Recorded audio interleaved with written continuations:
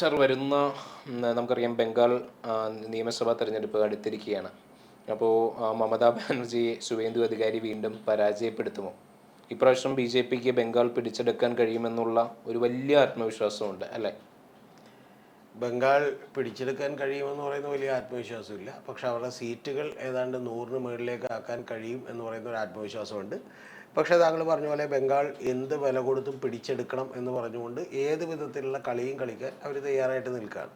അതിൻ്റെ പ്രധാനപ്പെട്ട കാര്യമെന്ന് പറയുന്നത് ഇന്ത്യൻ പാർലമെൻറ്റിലേക്ക് 42ഓളം വരുന്ന എം പിമാരെ സംഭാവന ചെയ്യുന്ന ഒരു സ്റ്റേറ്റാണ് ബംഗാൾ. അപ്പോൾ അത്തരത്തിൽ മഹാരാഷ്ട്ര കഴിഞ്ഞിട്ടുണ്ടെങ്കിൽ ഏറ്റവും കൂടുതൽ എം പിമാരെ സംഭാവന ചെയ്യുന്ന ഒരു സ്റ്റേറ്റാണ്. ആ സ്റ്റേറ്റിൽ നിന്ന് വലിയ നേട്ടമുണ്ടാക്കാൻ ബി ജെ പിക്ക് കഴിഞ്ഞിട്ടില്ല എന്നുള്ളതാണ് യാഥാർത്ഥ്യം. കഴിഞ്ഞ ലോക്സഭാ തെരഞ്ഞെടുപ്പിൽ പോലും അവരുടെ 6 സീറ്റുകൾ കുറയുകയാണ് ചെയ്തിട്ടുള്ളത്. അവർ നേട്ടമുണ്ടാക്കുമെന്നാണ് എല്ലാവരും വിചാരിച്ചുകൊണ്ടത്.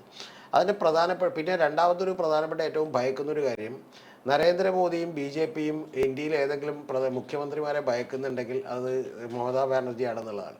അതിൻ്റെ പ്രധാനപ്പെട്ട കാര്യം എന്താ വെച്ചിട്ടുണ്ടെങ്കിൽ ഇവർക്ക് ഒത്ത എതിരാളിയാണ്. എന്ന് പറഞ്ഞാൽ ജയിക്കാൻ വേണ്ടി എന്തും ചെയ്യുന്ന പാർട്ടിയാണ് ബി ജെ പി എന്ന് പറയുന്നത്. ബി ജെ പി ഇപ്പോൾ നമുക്കറിയാമല്ലോ, ശോഭാ സുരേന്ദ്രന് പണം കൊടുക്കുന്നത് കൈയോടുകൂടി പിടിക്കപ്പെട്ടു, തൃശ്ശൂരിൽ കിറ്റ് കൊടുക്കുന്നത് പിടിക്കപ്പെട്ടു, അതുപോലെ നേമത്ത് മദ്യം കൊടുക്കുന്നത് പിടിക്കപ്പെട്ടിട്ടും ഒരു ആക്ഷനും ഇല്ലല്ലോ. അല്ല, ആക്ഷൻ ഒന്നും ഉണ്ടാവില്ല. കാരണം അത് പിന്നെ സമയമൊക്കെ എടുക്കും. കാരണം വെച്ചാൽ തെരഞ്ഞെടുപ്പ് ആക്ഷൻ ഉണ്ടാവില്ലല്ലോ. ആക്ഷൻ ഉണ്ടാവില്ല എന്നുള്ളതല്ലോ. അല്ല, അതൊക്കെ ബി ജെ പിക്ക് അറിയാം. അതുകൊണ്ടാണല്ലോ അവർ ചെയ്യണം. പക്ഷെ അങ്ങനെ ആക്ഷൻ ഉണ്ടാവില്ല എന്നറിയാവുന്നതുകൊണ്ട് തന്നെ ഇത് അവർ ചെയ്യുമ്പോൾ അവർക്ക് ഒത്ത എതിരാളിയാണ്. ഞാൻ പറഞ്ഞത് കേരളത്തിലെ പോലെയല്ല, അവർക്ക് ഒത്ത എതിരാളിയാണ് മമതാ ബാനർജി എന്ന് പറഞ്ഞത്. മമതാ ബാനർജി ഇതുപോലെ തന്നെയാണ്, എന്തും ചെയ്തും അവരെന്ത് ചെയ്യും, ജയിക്കും എന്നുള്ള നമ്മൾ കാണേണ്ടത് 95 ലക്ഷത്തോളം വോട്ടുകൾ ഡിലീറ്റ് ചെയ്യപ്പെട്ടല്ലോ SIR-മായി ബന്ധപ്പെട്ടുകൊണ്ട്. അത് ബി ജെ പിക്ക് അനുകൂലമായിട്ടുള്ള ഒരു സാഹചര്യം തന്നെ സൃഷ്ടിക്കുമല്ലോ, യാതൊരു സംശയവും വേണ്ടല്ലോ. അല്ല, അത് ബി ജെ പിക്ക് അനുകൂലമായിട്ടുള്ള ഒരു സാഹചര്യം സൃഷ്ടിക്കും, അതൊക്കെ യാഥാർത്ഥ്യമാണ് എന്നുള്ളത് കറക്റ്റാണ്. പക്ഷെ എങ്കിൽ പോലും അവിടെ ജയിക്കാൻ കഴിയുമെന്ന് പറയുന്ന ഉറച്ച വിശ്വാസം ബി ജെ പിക്ക് ഇല്ല. അതിനുവേണ്ടിയിട്ടാണ് ബി ജെ പി ഏറ്റവും ഒടുവിലത്തെ വജ്രായുധമായിട്ടുള്ള ഹുമയൂൺ കബീർ എന്ന് പറയുന്ന ഒരാളെ കൊണ്ട് ശരിക്കും ബി ജെ പിയുടെ ഏജന്റ് ആണ്. അദ്ദേഹം ബി ജെ പിയുടെ ഏജന്റാണ്. കാരണം സ്റ്റിംഗ് ഓപ്പറേഷൻ നടത്തിയപ്പോൾ പുറത്തേക്ക് വന്നിട്ടുണ്ട് വീഡിയോ.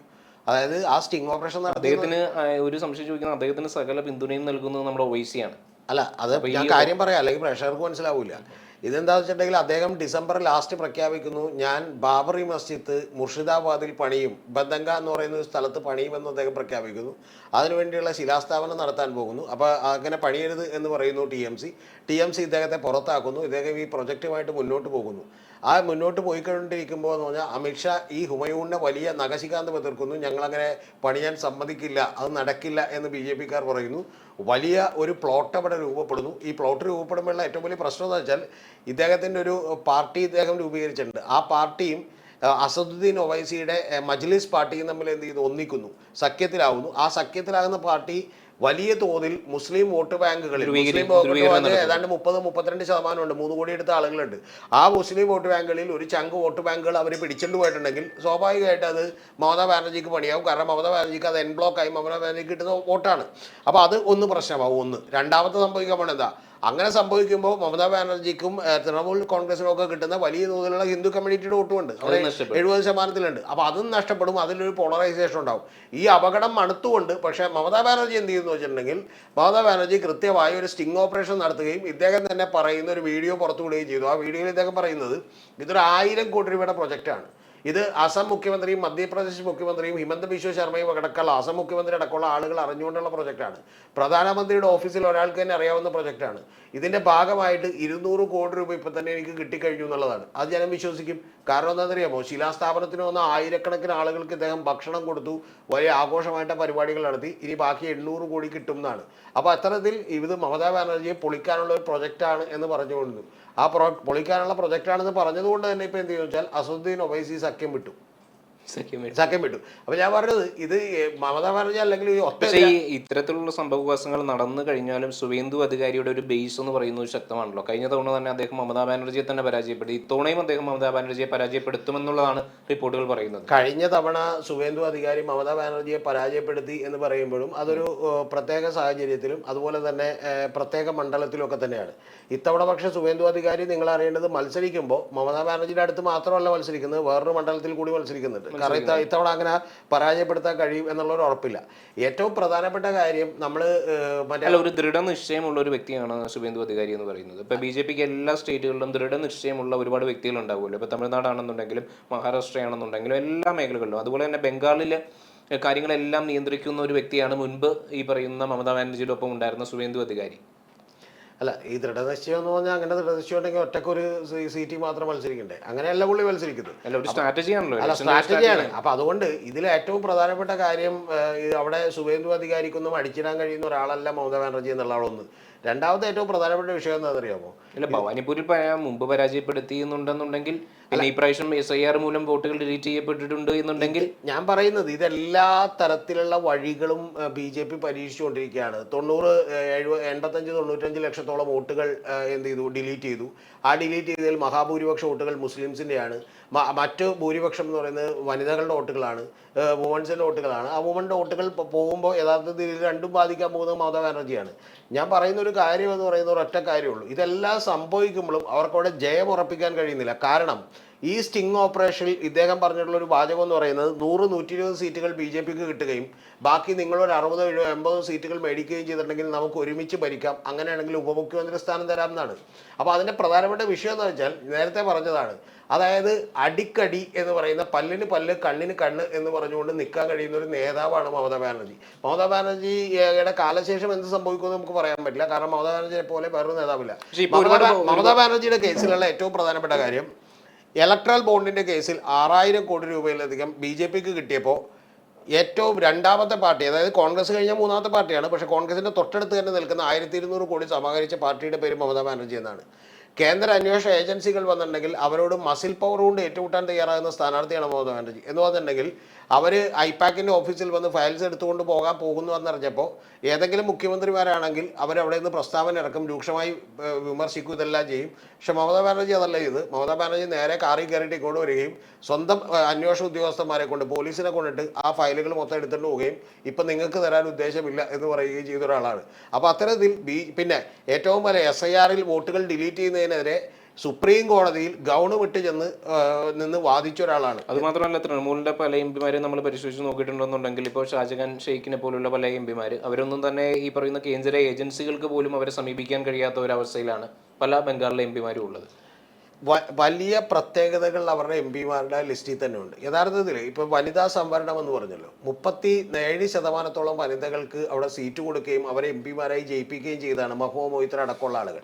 നമ്മൾ ശ്രദ്ധിച്ചു നോക്കിയിട്ടുണ്ടെങ്കിൽ കാണാം, ഇന്ത്യൻ രാഷ്ട്രീയത്തിൽ കോൺഗ്രസിനേക്കാൾ വലിയ കുന്തമനയായി മാറുന്നത് ഈ മഹുവ മൊയ്ത്രയെ പോലെയുള്ള, ഡെറിക് ഒബ്രൈനെ പോലെയുള്ള MPമാരായിട്ടുള്ള ആളുകളാണ്. കാരണം എന്ന് വെച്ചാൽ കൃത്യമായി പാർലമെന്റിൽ വിശദീകരിക്കുന്നതല്ല.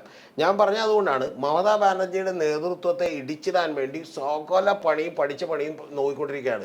എനിക്കത് കൃത്യമായിട്ടറിയാം. ഇപ്പോൾ ഐപാക്കിൻ്റെ ഓഫീസിൽ കേരളത്തിൽ തന്നെ വർക്ക് ചെയ്തിരുന്ന ഒരു 25ഓളം വരുന്ന ടീമിനെ അവർ കൃത്യമായി തിരിച്ചു വിളിക്കുകയും കൽക്കട്ടയിൽ അവരോട് ക്യാമ്പ് ചെയ്യാനും പറഞ്ഞിട്ടുണ്ട്. നിങ്ങൾ അറിയേണ്ടത്, ഇനി കഴിഞ്ഞ തവണ തന്നെ ഇത് എന്താ ചെയ്തുകൊണ്ടെന്ന് വെച്ചാൽ പ്രശാന്ത് കിഷോറിനെ 1.5 കൊല്ലത്തോളം മമതാ ബാനർജി അവിടെ താമസിപ്പിച്ചു. 1.5 കൊല്ലത്തോളം താമസിപ്പിച്ചുകൊണ്ടാണ് BJPക്ക് മറുതന്ത്രം പണിയുകയും BJP പരാജയപ്പെടുത്തുകയും ചെയ്തത്. അന്ന് ഇപ്പോഴും എനിക്ക് ഓർമ്മയുണ്ട്, പ്രശാന്ത് കിഷോർ പറഞ്ഞിട്ടുള്ള വാചകം എന്ന് പറയുന്നത്, ഞാൻ ഈ പണി നിർത്തും നിങ്ങൾ 100 സീറ്റ് മേടിച്ചാൽ എന്നുള്ളതാണ്. എന്ന് പറഞ്ഞാൽ 100 സീറ്റ് എവിടെ നിന്ന് നിങ്ങൾക്ക് കിട്ടുമെന്നാണ് ചോദിച്ചത്. അത്തരത്തിൽ അതികൃത്യമായി പണിയെടുക്കുന്ന BJPയോടൊപ്പം എതിരിടാൻ പോകുന്ന മറ്റേ ഇസവും ന്യായവും ഒന്നും നോക്കാതെ പണത്തിന് പണം വെച്ചും മസിൽ പവറിന് മസിൽ പവർ വെച്ചും അധികാരത്തിന് അധികാരം വെച്ചും ഫൈറ്റ് ചെയ്യുന്ന, പല്ലും നഖവും ഉപയോഗിച്ച് ഫൈറ്റ് ചെയ്യുന്ന ഒരാളാണ് ബംഗാളിലെ മമതാ ബാനർജി എന്ന് പറയുന്നത്. അതുകൊണ്ട് ഇത്തവണ പോലും ഇതെല്ലാം ചെയ്തിട്ട് പോലും അവർ വീഴും എന്ന് പറയുന്ന ഒരു തോന്നൽ എനിക്കില്ല. കഴിഞ്ഞ തവണ പോലും അവർക്ക് ലാഡ്ലി ബഹൻ യോജന പോലെയുള്ള പദ്ധതികൾ അവിടെ നടപ്പാക്കുകയും വലിയ തോതിൽ വനിതാ വോട്ടർമാരെ അവർക്ക് ആകർഷിക്കാനും ഒക്കെ കഴിഞ്ഞിട്ടുണ്ട്. അതുകൊണ്ട് വലിയ പണിപ്പാടാണ്. പക്ഷേ പണിപ്പാടിൻ്റെ ഏറ്റവും വലിയ വജ്രായുധം അവർ പൊളിച്ചിരിക്കുന്നു. ആ പൊളിച്ചിരിക്കുന്നത് ബംഗാളിൽ തന്നെ ഒരു ബാബറി മസ്ജിദിൻ്റെ റെപ്ലിക്ക പണിയും എന്ന് പറയുന്ന ഒരു പദ്ധതിയാണ് കഴിഞ്ഞ ദിവസത്തെ സ്റ്റിംഗ് ഓപ്പറേഷനിലൂടെ അവർ തകർത്തത്. നമുക്ക് കാത്തിരുന്ന് കാണാം. മമതാ ബാനർജി ഒരുപാട് സർവേ ഫലങ്ങളെല്ലാം ആർക്ക് അനുകൂലമാണ്.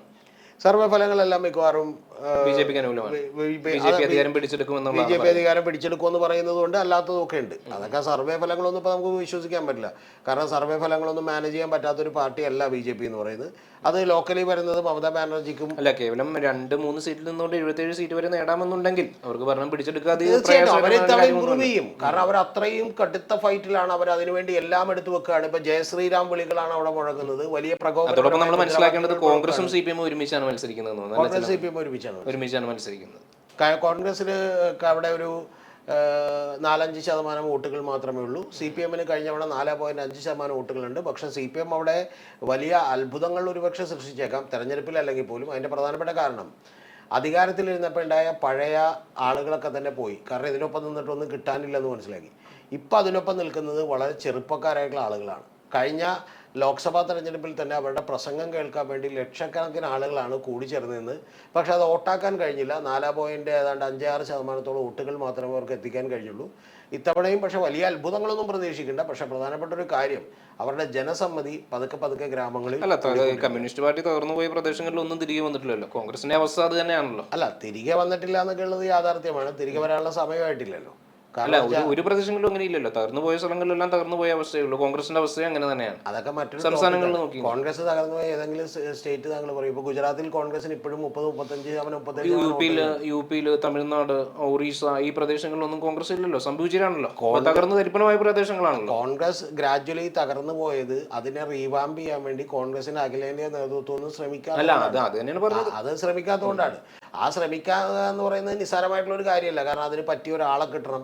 അവർക്ക് ഇത് മൊബിലൈസ് ചെയ്യാൻ പറ്റും. കോൺഗ്രസ് തന്നെ ചെയ്യേണ്ടിയിരുന്നല്ലേ? അല്ല, അതൊക്കെ കോൺഗ്രസ് തന്നെ ചെയ്യേണ്ടിയിരുന്നതാണ്. പക്ഷെ ഞാൻ പറഞ്ഞത് കോൺഗ്രസിൽ നിന്ന് വ്യത്യസ്തമായിട്ട് സി പി എമ്മിന് അവിടെയുള്ള ഒരു പ്രത്യേകത എന്ന് പറയുന്നത് സി പി എമ്മിൽ ഒരു യുവ ചെറുപ്പക്കാരുടെ വലിയൊരു നീണ്ട നിര ബംഗാളിലുണ്ട് എന്നുള്ളതാണ്.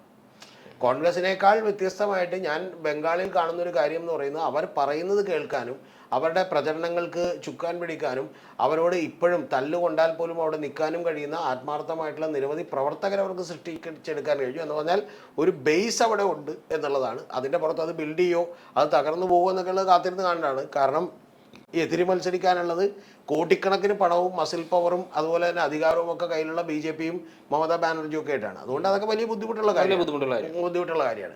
പിന്നെ കഴിഞ്ഞ തവണ പോലും മമതാ ബാനർജി എടുത്തിട്ടുള്ള റിസ്ക് എന്ന് പറഞ്ഞാൽ മമതാ ബാനർജി ഇവരെ കൂട്ടിയില്ല. കൂടെ ഇപ്പൊ പാർലമെന്റിലേക്കൊന്നും ഇവരെ കൂട്ടിയില്ല. കൂട്ടായതുകൊണ്ട് വലിയ ഡാമേജ് ഉണ്ടാകുമെന്നാണ് നമ്മൾ വിചാരിച്ചത്. പക്ഷേ ഒരു കൂട്ടിയിരുന്നെങ്കിൽ വലിയ ഡാമേജ് അതുകൊണ്ട് അവർ കൂട്ടിയില്ല. പക്ഷെ കൂട്ടായിരുന്ന വലിയ സ്ട്രാറ്റജിക് മിസ്റ്റേക്ക് ആണെന്നാണെന്ന് നാഷണൽ മീഡിയ മുഴുവൻ പറഞ്ഞുകൊണ്ടിരുന്നത്. പക്ഷെ അവരാണ് നേട്ടമുണ്ടാക്കിയത്. അപ്പോൾ അതുകൊണ്ട് അതിൽ ഒന്നുമില്ല, കാത്തിരുന്ന് കാണാം. ഞാൻ വിചാരിക്കുന്ന ഒരു കാര്യം, ഇത്തവണ ബംഗാളിൽ ബി ജെ പി ഒരു മുന്നേറ്റം നടത്തും. 77 സീറ്റുകളിൽ നിന്ന് ചിലപ്പോൾ ഒരു 100-120 സീറ്റുകളിലൊക്കെ കൂട്ടാനുള്ള സാധ്യതകളുണ്ട്. പക്ഷേ മമതാ ബാനർജി തന്നെ കേവല ഭൂരിപക്ഷത്തോടെ അധികാരത്തിൽ വരും. കഴിഞ്ഞ തവണ ഉണ്ടായിട്ടുള്ള വലിയ മജോറിറ്റി ഒന്നും ചിലപ്പോൾ കിട്ടണം നിർബന്ധമില്ല എന്നുള്ളതാണ് നമുക്ക് ഇനീഷ്യലി തോന്നുന്ന ഒരു കാര്യം.